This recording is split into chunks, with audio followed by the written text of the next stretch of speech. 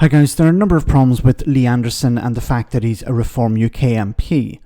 One is that as a former Conservative, he knew about the limitations his government was placed under when it came to asylum claims. Did he explain those restrictions to the public or to people on his TV show? Of course not. Now that he's basically a heckler in the House of Commons, knowing that his party will not be in power and will not have to take responsibility, he can pretend to be a concerned public representative. On his GB News show, Anderson asked his guests about asylum seekers from Afghanistan, and then tried to turn the problem into a Labour one. Cooper's been asked time and time again, if you get an illegal come over the channel, they turn out to be out from Afghanistan, where we don't have a returns agreement with, and they get their asylum claim rejected, where's the Labour Party going to send them to? Yeah, if they come from Afghanistan, there is a very good chance that they are genuine refugees, though, you understand? No, but that? what if they're not? Then you will need to have an agreement with the rest of the European countries, because if that person doesn't have any good claim, then they should go back to the country that they initially came from, so that they initially entered through. Sorry, this is why you need to have an agreement with the rest of the European countries. Well said. Yes, she's completely correct.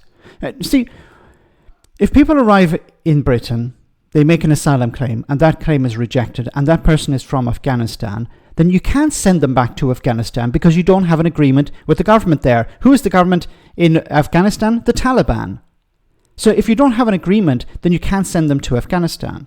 But if the UK has an agreement with the European Union or other European countries, there's a possibility that some asylum seekers can be sent to other European countries. Now, the Labour Party has been talking about this in the past. The Conservatives haven't really. And of course, Lee Anderson's Reform UK has rejected such an idea. Like, imagine a situation under a Reform UK government. That's a horrible idea, but a horrible nightmare. But imagine under a Reform UK government. Somebody arrives in the UK, they make an asylum claim, it's rejected, it's discovered they're from Afghanistan. Where will they go then? Lee Anderson, where would they go? Well, they can't go to Afghanistan because you don't have an agreement. You can't send them back to France because you don't want to have an agreement with France. So where would they go?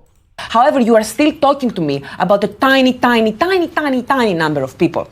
So I am wondering why, with all of the massive problems that the UK has right now, do we need to worry about a handful of people at the same time when we are in need of workers for jobs such as construction workers? Listen, Stella, this is not a handful of people. I'm going to come back to Theo because he needs to have his say. This is not, when you've lived and worked here all your life, as I have, as my parents and my grandparents, and you've paid into the system. As have I. And you have made this country into the great country it is. The last thing you want is people coming over here taking advantage of not just our asylum system, our legal system, our housing, our benefits, our healthcare. This is what winds people up in this country. I understand. Okay. So what is the alternative? So asylum seekers arrive, they make a claim. In a case of not being rejected, they're actually recognised as a refugee. They move into refugee status. What would Lee Anderson's Reform UK do in that situation? Well, he's saying, look, we don't want these people claiming benefits. We don't want them accessing housing. So what's the alternative?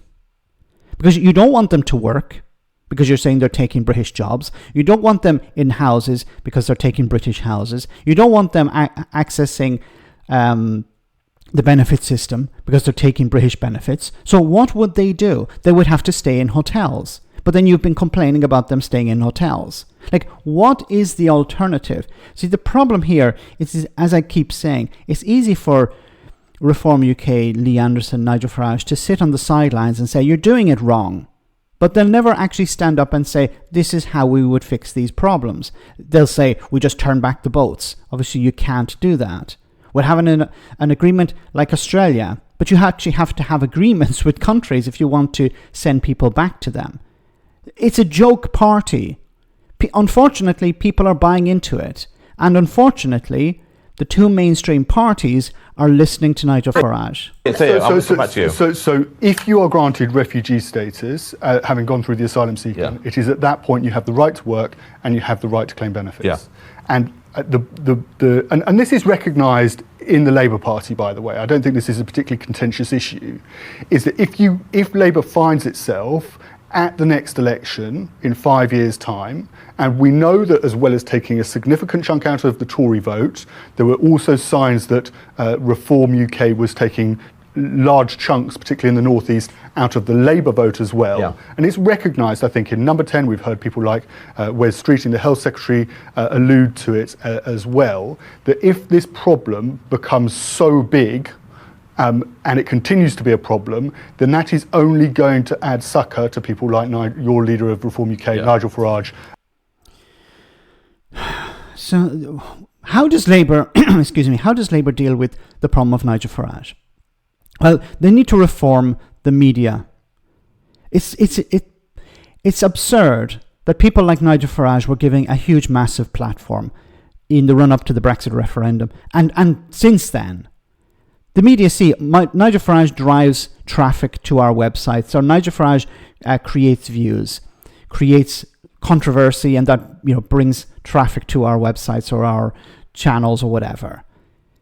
That needs to end. And Nigel Farage, if he is interviewed, he needs to be properly challenged. How is it that I'm able to ask these difficult questions, but journalists can't?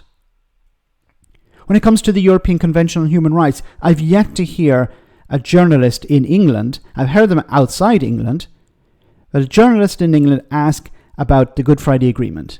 I've yet to hear one. Maybe I've missed it, but I never saw anyone on Sky News or on ITV or on the BBC ask someone like Nigel Farage about, or a Conservative, about leaving the European Convention on Human Rights, the impact it would have on the Good Friday Agreement. But when it comes to the immigration, then why is Reform UK, Nigel Farage, Lee Anderson and others not being challenged on this, asking the questions that I've asked in this video? What are you going to do with people from Afghanistan? You don't have an agreement with Afghanistan. You can't send people back there. You don't want to have an agreement with the European Union because it's Europe, Brexit and all that. So how are you going to send people back to other countries? How are you going to negotiate some sort of agreement where you share asylum seekers? And remember, when it comes to sharing asylum seekers, it involves taking some as long as you're also sending others to other countries. But none of these questions are asked of Nigel Farage. Why?